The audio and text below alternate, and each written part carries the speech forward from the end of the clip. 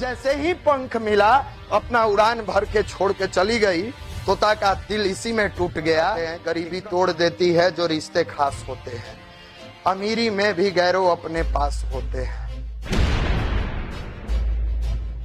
तोता और मैना एक दूसरे से बहुत प्यार करता था, जैसे आपके माँ बाप आपसे करते हैं।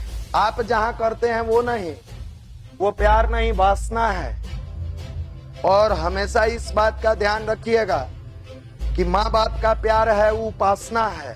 उपासना समझते हैं ना, ईश्वर के पास बैठना, ईश्वर को दिल में रखना। और आजकल जो प्यार है वो वासना है।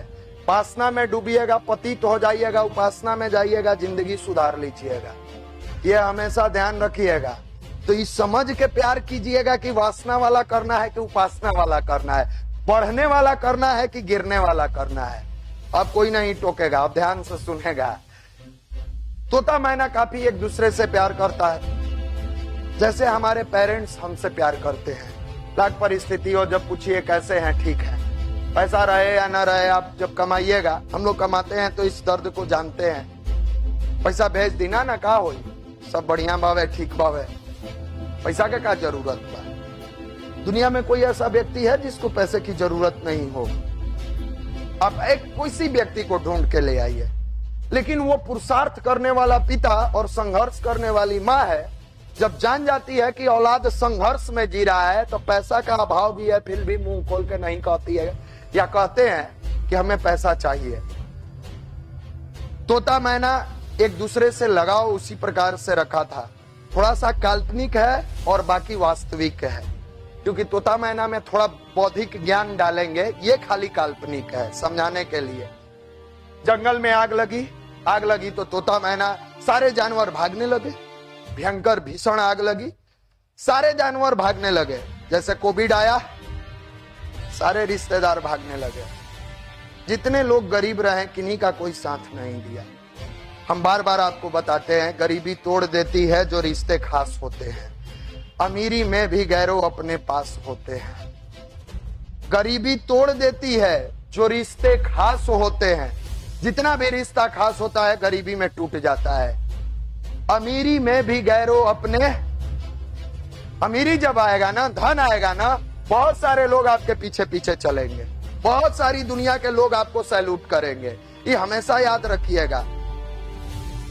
तोता बेचारा पंख वाला था, मैना के पास पंख नहीं था, और दोनों एक दूसरे को चाहता है। पंख समझते हैं ना, आप चाहिएगा तो अधिकारी बन जाइएगा, उड़ान भर सकते हैं। अब गार्जियन नहीं भर सकते हैं, वो खेती कर सकते हैं, पैसा दे सकते हैं, लेकिन उनके पास अब पंख नहीं है कि फिर से गवर्नमेंट जॉब में जाए। लेकिन आज खर्चा वही दे रहे हैं। सारा रियल पंख अभी गार्जियन के पास है, आपके पास कोई पंख नहीं है। आज अगर खर्चा बंद कर दिया जाए, आप में से बहुत सारे लोगों का, सबका नहीं कहते हैं, कुछ ऐसे भी विद्यार्थी हैं जो अपने परिवार की परिस्थिति से तालमेल बिठाते हुए और अपने कैरियर को बनाने के लिए पटना में होम ट्यूशन पढ़ाते हैं, मेहनत करते हैं, पार्ट टाइम जॉब करते हैं। उन कुछ एक्सेप्शन वाले विद्यार्थियों को छोड़ के बाकी लोगों को गार्जियन से पैसा मिलता है। ये पंख किसका है? माँ बाप का। उड़ान भरने कौन आया है? बाल बच्चे। आग में सब जानवर भागने लगे, सारे भाग गए।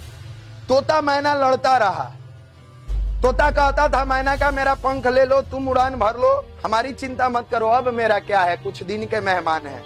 माँ बाप यही कहता है आपसे कि हम तो कुछ दिन के मेहमान हैं, तुम उड़ान भर लो, ले लो मेरा पंख। बीमारी है, दवा नहीं खाएंगे लेकिन पढ़ने के लिए पैसा भेजेंगे, 2 रोटी कम खाएंगे लेकिन अनाज तुमको भेजेंगे। बार बार ये बात कहते कहते कहते दोनों में मैना कही कि नहीं नहीं, आप उड़ जाइए, हम रहते हैं। आप में से कुछ अच्छे विद्यार्थी हैं, वो कहते हैं पापा अपने पैसे से इलाज कराइए, हम अपना पढ़ाई का खर्चा निकाल लेंगे। लेकिन ये कितने प्रतिशत है, ये ध्यान से समझ लीजिएगा। कै % ऐसे लोग हैं, गिने चुने, मुश्किल से 1 से 2% लोग। फिर भी जिद पर जब दोनों में लड़ाई चलता है तो अंत में मैना कहती है आप क्या करिएगा? तोता कहता है कि तुम पंख लेके उड़ जाओ, अपना जान बचा लो, हम तुमसे बेपनाह मोहब्बत करते हैं। जिस दिन इस चीज को समझ जाइएगा कि आपके पेरेंट्स आपसे कितना मोहब्बत करते हैं, आप समझिएगा इस बात को।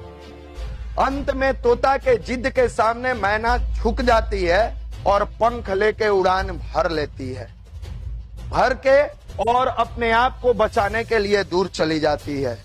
संयोग ऐसा कि जंगल में आग उस जगह तक, उस पेड़ तक नहीं पहुंचा जहां तोता था। सारे जानवर, जंगल की आग बुझी, बुझने के बाद सब लौटने लगे। 2-3 दिनों के बाद जैसे ही वहां पर मैना पहुंचती है, खोजते खोजते अपने तोता को देखती है, आग नहीं लगा है लेकिन घोंसला में मेरा तोता नहीं है। आग लगा भी नहीं और मेरा तोता नहीं है। खोज रही है, चिल्ला रही है, चीख रही है, पुकार रही है, मेरा तोता कहां गया। बहुत सारे जानवर बुला के उसको दिखाते हैं, तुम्हारा तोता नीचे गिर के मरा है। रोने लगती है, कहती है क्यों मर गए तुम छोड़ के, आग भी नहीं लगी। एक बार चिल्लाती है, आग नहीं लगी तुम हमको छोड़ के क्यों गया, आग नहीं लगी तुम हमको छोड़ के क्यों गया। एक बार चिल्लाती है, दूसरे बार चिल्लाती है, तीसरे बार चिल्लाती है।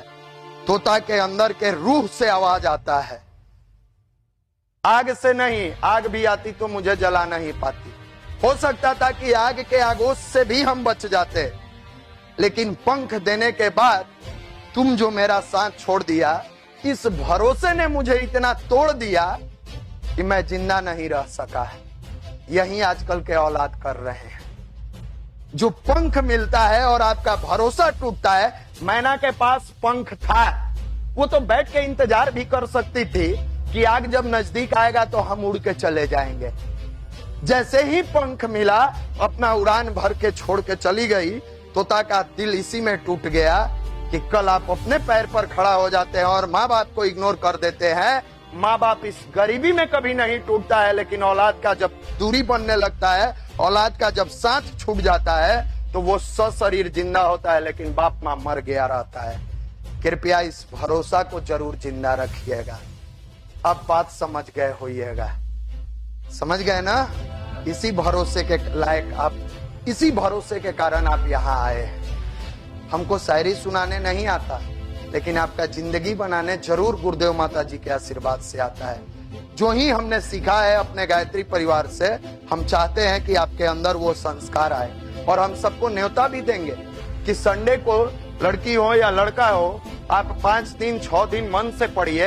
एक दिन संडे सेमिनार में जो पटना में रहते हैं वो जरूर कंकड़ बाग में आइए और मनीष भैया को सुनिए, जरूर सुनिए। आपके लाइफ की पढ़ाई का स्टाइल बदल जाएगा। जो लोग दूर रहते हैं वो प्रांतीय युवा प्रकोष्ठ के यूट्यूब चैनल पर सुन सकते हैं। तो कृपया भरोसा को न तोड़े। ये भरोसा का सबसे बड़ा स्तंभ बिहार एसएससी है। अब बात समझ गए ना, अभी समझ में आएगा।